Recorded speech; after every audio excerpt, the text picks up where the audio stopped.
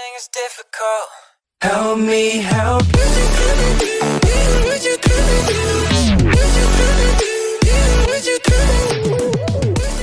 Hello and welcome to my YouTube channel. This is your boy Metsi, you already know, and I'm back again today with another amazing video for you guys. So guys, today in this video I'll be talking about the good, the bad and the ugly of our music industry. Yes, I mean the Sierra Leone music industry. But before we get started, please make sure to hit the subscribe button if you haven't done so. Click the bell icon to turn on notification so that you'll be notified whenever I post a video. So without wasting time, let's get into it.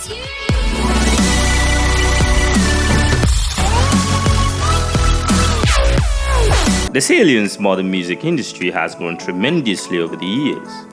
There has been a remarkable increase in quality and standard of music produced, played and danced to.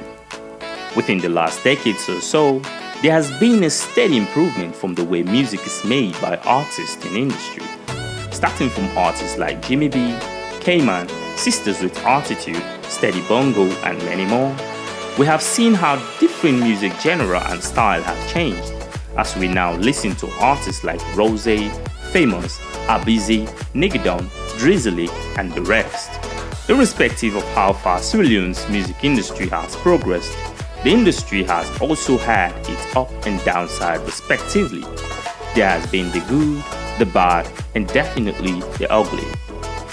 With the explosive growth of the music industry worldwide, especially with countries like Nigeria and Ghana, showing the world that music can lead to wealth creation and prosperity, it definitely draws my attention to look into the Sierra Leone's music industry and see if it can say the same as in other countries. And the only way one could find out about the status of Sierra Leone's music industry is to analyze the spectrum of progress, including both the gain and challenges. The good. By all means, one of the good things about Sierra Leone's music industry is its low barrier of entry. The music industry is open to the point that anyone with an overnight dream of becoming a musician can walk into any studio and record his or her song.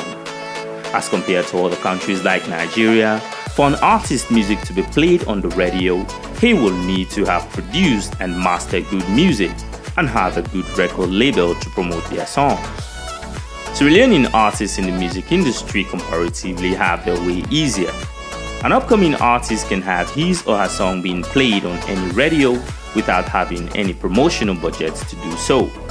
The market is excessively liberal, and it can take anyone a relatively shorter turnover time to become famous, once the genre of music is popularly demanded by the Sierra Leonean music consumer population. Furthermore, as a result of an industry operated by liberal market principle, another bonus freely provided by the nature and state of the music market is the freedom of upcoming artists to focus on developing their talent and subsequently rise to stardom life, instead of stressing over wooing renowned record labels and promoters. An aspiring musician only needs to work hard, improve on his or her talents on a daily basis, and make a good music that the Sierra Leoneans can enjoy. For example, the artist Rose Sokota ascended to become arguably one of the most prolific modern Sierra Leonean pop singers. Rose as an artist was spotted when she published her low-budget single titled Life Goes On. For Rose to become known in Sierra Leone, it only took her to do a well-appreciated music by the Sierra Leone population, and because of how popular the music became, as well as appreciation of the motivational and morally centered theme of the song, Rose became popular overnight and was soon to be recognized as a talented musician in Sierra Leone. Notwithstanding the beautiful side, the country's music industry also struggles with quality and standard, despite the fact that it is easier for an upcoming artist to break into the Sierra Leone music market. There is a high probability that the music artists produce is subpar to that quality of music produced in other countries like Ghana. Low quality of music is one factor that has kept Sierra Leonean music stunted and hardly ever known in other parts of West Africa. When you talk to upcoming artists in the industry, most are often stressed about finding a good studio to record and master their songs. And because of this challenge, Some musicians who can afford the financial implication that comes with doing a great song often go to Nigeria to master their songs. The low quality of music produced is not only as a result of the sound engineering component. Many music critics of Sierra Leone music have highlighted a poorly crafted concept on which songs are written. This implies that a Sierra Leonean song nowadays has no strong music concept to give it the style it needs to thrive and even compete internationally. For some Sierra Leonean musicians, music is just about putting some lyrics on paper and then hit the studio to make sound and record. This subculture that is prevalent in the music industry is also due to a lackadaisical attitude towards the length of time musicians undertake to performing their skills or talent into producing a masterpiece. Like a gold rush, musicians in Sierra Leone seem to be more focused on local fame and the money they get from gate takings through organizing micro shows in their communities. Overall, with the lack of sound engineers, enough time to master their art, musicians in Sierra Leone are far from breaking into the mega music market like that of Nigeria. As a result of all these challenges culminate to be bad for the growth of the music industry.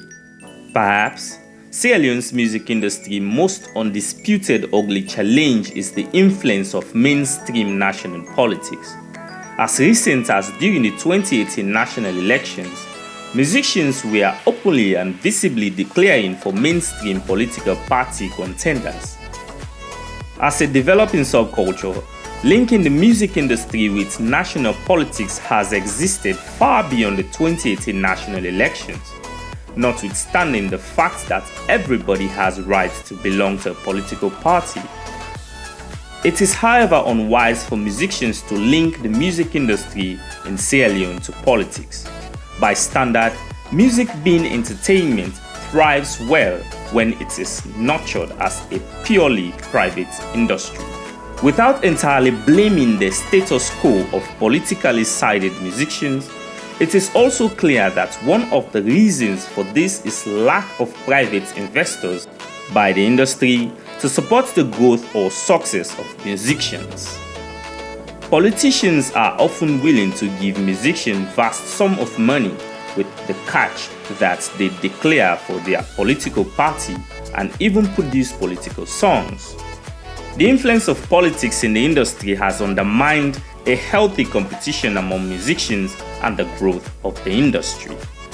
For a population that is so small and an economy that is struggling, there is no chance for the country's music industry to progress if the leading musicians still indulge in supporting mainstream national politicians and also engaging in constant dissing.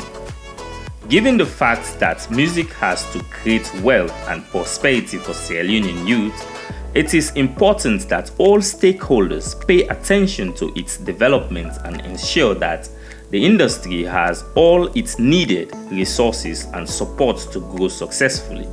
Stakeholders such as successful musicians should begin playing the role of creators rather than continue to compete on stage with upcoming musicians. Alright, welcome back. So thank you very much for watching. I hope you enjoyed the video, and if you do, please give it a thumbs up. And for more information on this article, I'll put a link below to our source, which is the SierraEye Magazine. And don't forget to check on the SierraEye Magazine, as these guys really do have cool stuff for you. And if you have any comments on this video, please drop them on the comment section below. Till we meet again in another video, I'll remain yours truly, Betsy. Stay safe.